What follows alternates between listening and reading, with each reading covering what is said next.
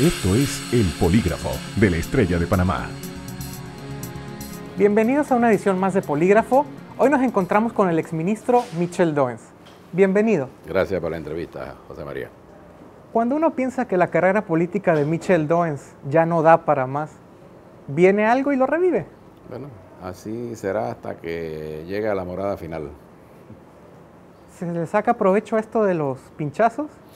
Yo pienso que más que el tema de los pinchazos es la realidad política nacional en la cual estamos inmersos, donde no solamente soy yo, hay muchas otras personas que incluso no tienen notoriedad ni han tenido notoriedad y que han salido a flote precisamente por este fenómeno que estamos viviendo ahora de los pinchazos, ¿Cómo de las quién? intervenciones. Bueno, hay empresarios, por ejemplo, como Stanley Mota, que siempre ha sido una figura conocida, pero no expuesta en medios, que ha sido, que fue pinchado y que ahora, hoy en día, aparece en una situación como esta. Y se encuentra también como la dirigente política Teresita Yanis, que también prácticamente estaba muy bajo perfil, que la han revivido igual que a mí. Yo pienso que... ¿Acepta que esto lo revive? Claro, acepto de que todo esto nos trae nuevamente a la exposición mediática, ya que de una manera u otra mediáticamente uno no tenía presencia. Pero no solamente yo, muchas personas más, que cifran más de 150 personas que hemos sido víctimas de este delito que ha cometido el presidente Martinelli. Está el tema de los pinchazos, donde se le menciona a usted. Ernesto Pérez Valladares está tratando de volver a ocupar un lugar importante en el PRD. ¿Es un buen momento para usted? Yo no diría que es un buen momento para ninguno de nosotros ni para el país por lo que se está viviendo. Yo creo que es muy lamentable la situación que vive el país como consecuencia de estos 5 años de descrédito a lo que nos llevó el señor Martinelli.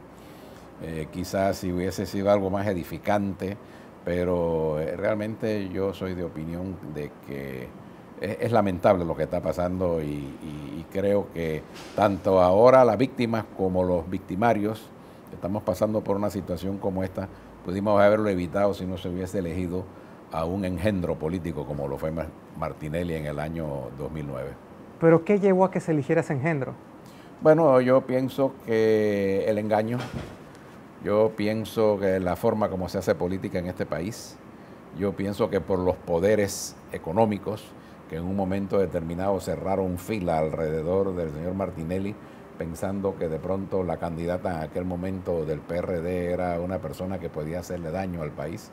Los propios Estados Unidos, que en su embajada se hizo la alianza, dio una señal pero muy determinante a ese poder económico y a sectores sociales. Yo pienso que por eso es que planteamos que hay que hacer una reingeniería en la forma de hacer política. ¿El PRD no tiene culpa en esto? El PRD no fue el que pinchó.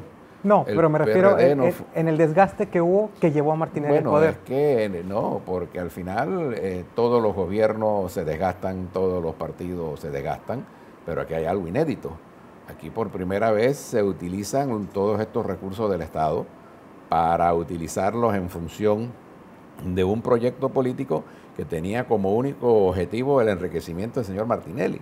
¿Por primera vez? Por primera vez yo pienso que la forma como se hizo, donde se persiguió a políticos, a empresarios, a sindicalistas, a periodistas, que se hizo un uso de extralimitación de funciones, sin calcular las consecuencias que esto tenía, no para Ricardo Martinelli, sino para el país. Esto es algo inédito en la historia de nuestro país. ¿En los 80 no pasó? Bueno, siempre el tema de la inteligencia política está presente, y no la inteligencia política solamente, la inteligencia militar, industrial. Hace muy poco a los Estados Unidos se descubrió que espían a todo el mundo, incluso hasta a sus propios ciudadanos, que ha sido un escándalo mundial. El problema es, como te decía, no son los pinchazos, sino que tomaron a Martinelli pinchando, y que en esta ocasión se ha destapado realmente que eso era para utilizarse esa información como una ventaja en lo económico, en lo político, en lo social, y el que tiene la ventaja de la información tiene la ventaja estratégica para realmente determinar cursos de acción empresariales, políticos y financieros en función de sus beneficios. Eso es lo que nunca se había dado. Siempre en política habrán intereses, siempre habrá en política quienes desean usufructar el poder, pero lo que nunca se había visto es el dramatismo y los niveles a los que los llevó el señor Ricardo Martinelli.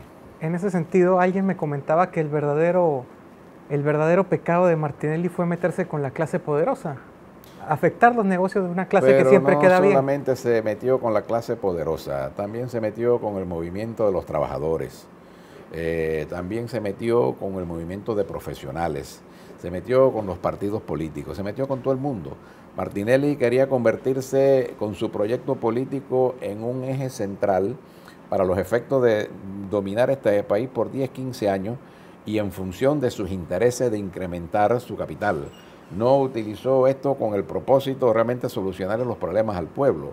Hizo proyectos que no tenían ningún sentido, como los aeropuertos estos que se hicieron que no tienen ningún uso, como hacer estos hospitales que se estaban haciendo y que han quedado a medio palo, como decimos en buen panameño, porque sencillamente quien inventaba un proyecto, él le daba el visto bueno siempre y cuando pudiese allí ponerle un sobrecosto para llevar ese sobrecosto a su bolsillo. Aquí había una intención de gobernar en función de su bolsillo y en gobernar en función del círculo cero que estaba alrededor de él. Y para eso utilizó todo el andamiaje del Estado, desinstitucionalizando el país, afectando las leyes, afectando los órganos del Estado, afectando todo.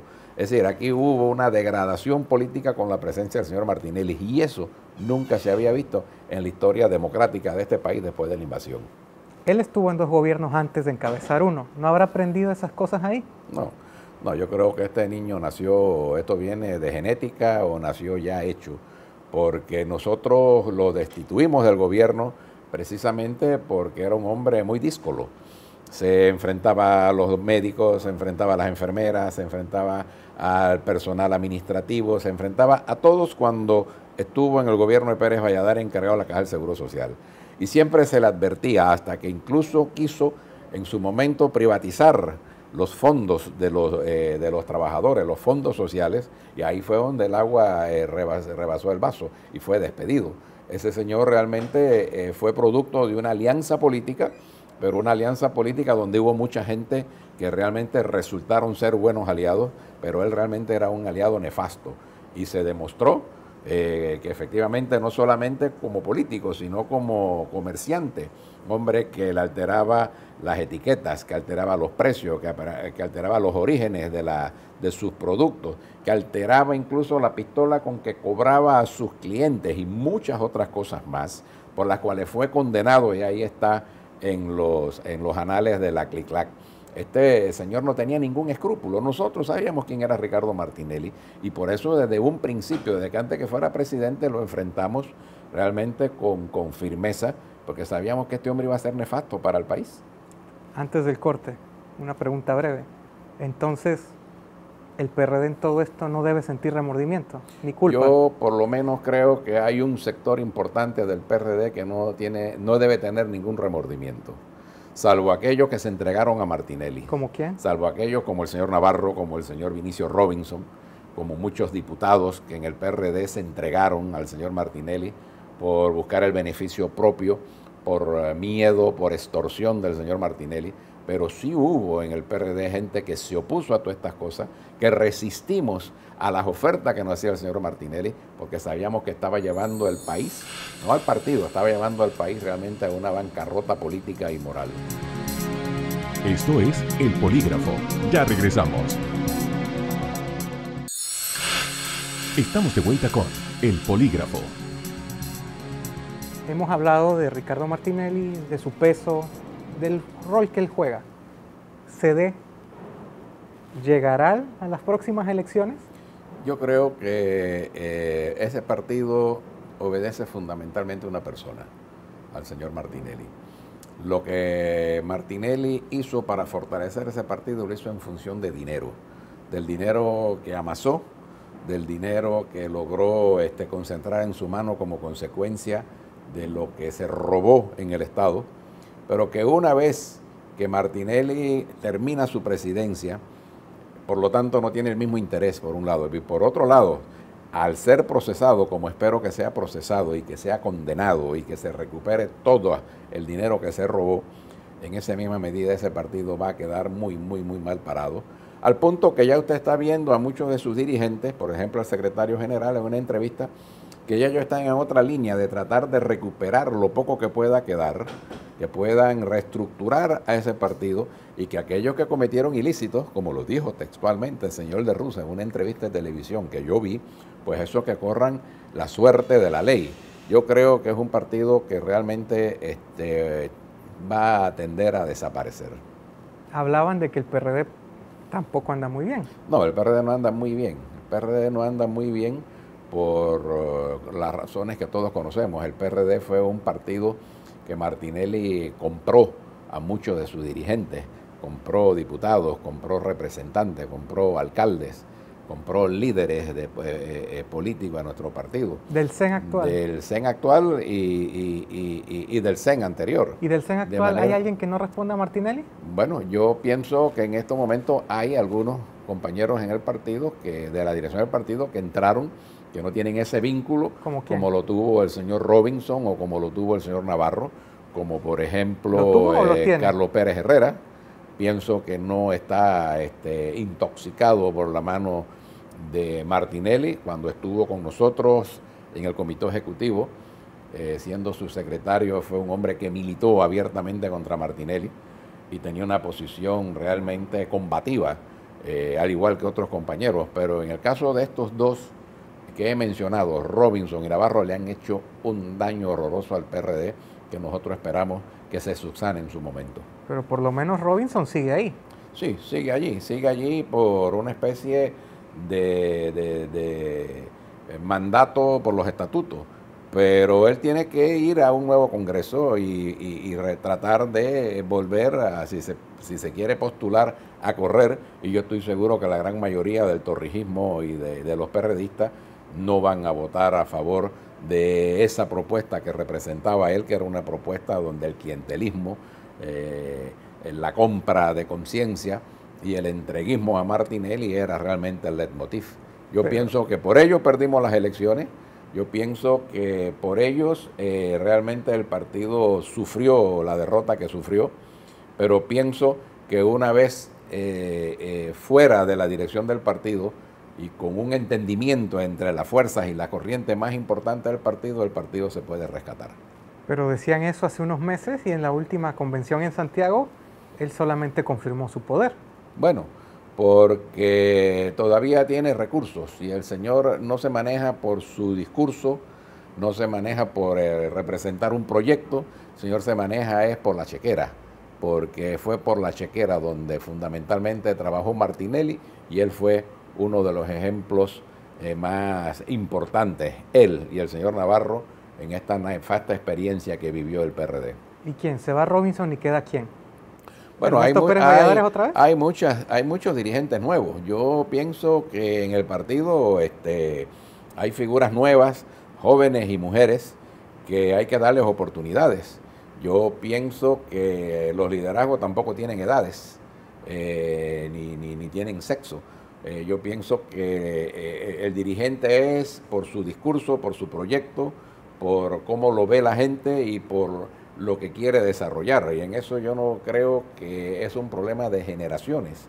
Y pienso que en el partido no se ven las cosas como trataron de verla en su momento o de venderla el señor Navarro y el señor Robinson, de que este era un problema entre viejos y jóvenes. Realmente, como decía, la política, todo aquel que tiene voluntad política, no importa la edad, no importa lo que sea, eso es lo que cuenta. Y en el partido hay gente nueva y hay gente también que no son nuevos, que estoy seguro que están dispuestos a seguir dando lo de sí para impulsar el partido y llevar el proyecto del PRD nuevamente al poder. Y no hablemos de edades, pero ¿hay gente sin techo de vidrio? Bueno, en todas partes hay gente que tendrán techo con vidrio, tendrán techo sin vidrio. El que esté libre de pecado, que tire la primera piedra. Aquí el problema es de superarse permanentemente. Aquí el problema es de buscar permanentemente los problemas a través del análisis y de las evaluaciones del país y de hacer las mejores ofertas para solucionar esos problemas. Así que si vamos a hablar de lo que es la corrupción pulula en todas partes del mundo.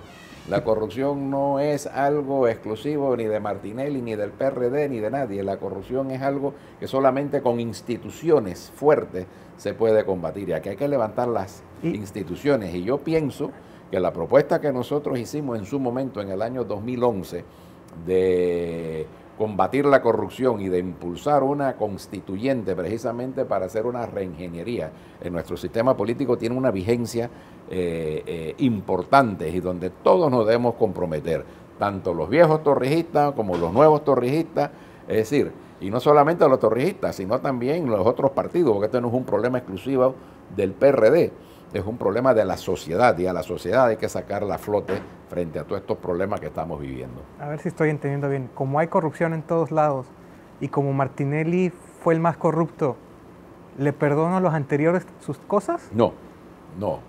El perdón únicamente lo podrán dar los dioses y lo podrán dar la justicia. Yo pienso que todo aquel que cometió un delito, que todo aquel que puede ser señalado de haber cometido irregularidades, esa persona debe ser encausada, y para eso están las leyes y para eso están las instituciones. El problema es que aquí las instituciones estaban muy desvaloradas, la Asamblea Legislativa, el Poder Judicial, el excesivo presidencialismo, y es por eso que hicimos un esfuerzo en lo que llamamos la nueva fase social del torrijismo, a través de un documento que se elaboró por un equipo de reflexión política en nuestro partido, que planteamos que para poder corregir los males que vive nuestro país es necesario enfrentar la corrupción, que es necesario hacer una reforma constitucional, que es necesario cambiar la forma de hacer política en este país, que es necesario, por ejemplo, fortalecer a los partidos políticos, porque nuestros partidos políticos son entes que realmente no funcionan como debían ser. Aquí todo está en función del poder económico y de la plata que tenga alguien para hacer política, y realmente eso va en contra de un sistema político inclusivo, democrático y participativo de todos los sectores. Esto es El Polígrafo. Ya regresamos. Estamos de vuelta con El Polígrafo. Hablábamos de renovar, reajustar. ¿Por qué habría que reajustar algo que a un grupo poderoso le conviene? Bueno, yo pienso que le podrá convenir a un grupo poderoso, pero no necesariamente la conveniencia de un grupo poderoso sea la conveniencia del país. Te pongo un ejemplo, y te hablaba de los partidos políticos. Hoy en día la clase poderosa políticamente en este país ya no interviene como antes. ¿No? Yo pienso que no. Yo pienso que antes la clase económica participaba en la vida política de manera más activa, participaba en los debates políticos, participaba en la dirección de los partidos. Hoy en día eso no ocurre. Hoy en día se espera que los partidos pasen 4 o 5 años para unas nuevas elecciones, y entonces al final esa clase política ve quiénes son los candidatos, qué candidato puedes impulsar, y en función de eso entonces ponen todo su poder, tanto económico como mediático, en función de esa candidatura. Y el mejor ejemplo fueron las elecciones del 2009, donde todos esos poderes económicos, tanto nacionales como extranjeros, incluso con gobiernos extranjeros que ayudaron a coaligar esto, y a través del gran poder mediático sacaron como candidato a lo que al final resultó ser un engendro, y a la cual muchos de ellos consideran que fue realmente una gran equivocación. Y ahora es coincidencia que Stanley Mota, que se supone es el hombre con más dinero en Panamá, apoyó a Varela, que estaba de último en las encuestas, y ganó. Sí, porque aquí hubo una confrontación también interclase. Aquí hubo un enfrentamiento entre las clases pudientes.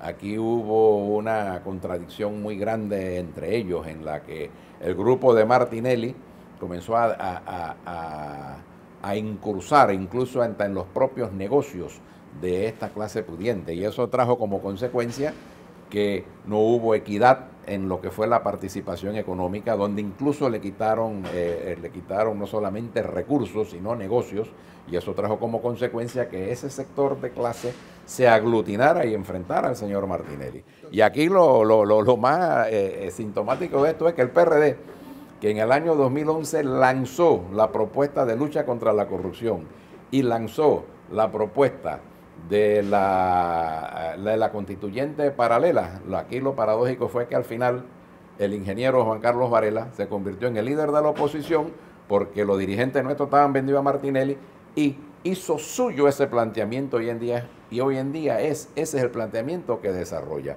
La lucha contra la corrupción, el tema de la constituyente, la descentralización y la lucha por la pobreza, el impulso del Pacto de la Justicia, que son temas que inicialmente y formalmente fueron propuestas del PRD.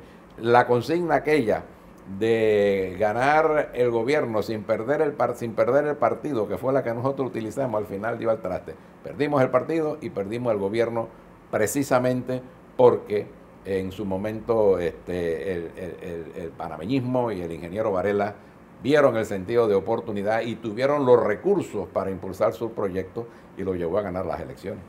Entonces lo que usted me está diciendo es que lo que vemos hoy con Martinelli no es realmente una sed de justicia, sino una sed de venganza por afectar los negocios. No. Yo no digo que sea una sed de venganza, pero ahí están los hechos. Los hechos hablan por sí solos. Cómo se hicieron manejos que califican como hechos delictivos, cómo se manejó la Contraloría, cómo Martinelli manejaba el Estado como si fuera un negocio, y eso afectó a todo el mundo, y por eso es que hoy en día, al precisarse que se han cometido esos delitos, es la justicia la que tiene que actuar. Y yo lo que pienso es que no se puede ver esto como una revancha, esto lo tiene que ver como una lección que no acaba únicamente en llevar a los tribunales y encausar a los culpables, sino que debe culminar en una reingeniería política, en cambiar la forma como hacemos la política, y para eso es que hablamos de la constituyente. Y en esa línea, uno de los pilares de esa reforma es que el financiamiento privado en la política tiene que desaparecer, porque ese financiamiento privado es el que lleva al clientelismo y es el que lleva a estos poderes poderosos a establecer plutocracias que dominan entonces la vida de nuestro país. Y eso se acabó, o se había acabado en el 68. Con todo esto, ¿va a ser más difícil para un político poder robar? Yo pienso que no solamente para un político, va a ser o debe ser difícil para todos los estamentos de la sociedad, porque una reingeniería constitucional no solamente tocaría a la clase política, estaría tocando todo el sistema político del país, todo el sistema económico, en el sentido de que todo aquel que tiene voluntad política, todo partido que realmente quiere desarrollarse, actúe en equidad, es decir, con reglas iguales para todos, y que no se espere los 4 años que pasan después de una elección para entrar en otra donde el poder económico, a través de su abrumadora fuerza económica y financiera y mediática, entonces entierre candidaturas que participan en desigualdad de condiciones, como ha pasado en el PRD en las últimas 2 elecciones. Y entonces, si esto va a ser así, si se va a aprender una lección, si se va a cambiar el paradigma, ¿a quién le va a interesar ser político? Yo creo que a muchas personas a que hay intereses. Yo pienso que los empresarios deben participar en política y deben de tener buenos políticos. La clase media debe de tener también, y los hay, buenos políticos, como también en el sector popular, que no participan, primero porque no quieren o no tienen capital para participar, porque las contrarias del juego usted tiene que tener capital para participar. Con esta propuesta, que incluso fue recogida en las reformas constitucionales que hizo un equipo de notables en el gobierno de Martinelli, se puede realmente democratizar a nuestro país, y todos podrán participar siempre y cuando tengan vocación política para participar, para defender los intereses que puedan representar en un momento dado. Pero en las actuales condiciones, esto está en las manos de los plutócratas, de lo que hemos denominado la neoligarquía y lo que hemos denominado la lumpenburguesía que dominó este país en los últimos 5 años. Le voy a dar 3 nombres y usted me dice lo primero que le venga a la mente. Ricardo Martinelli. El peor presidente y lo más corrupto que había en el país. Juan Carlos Varela.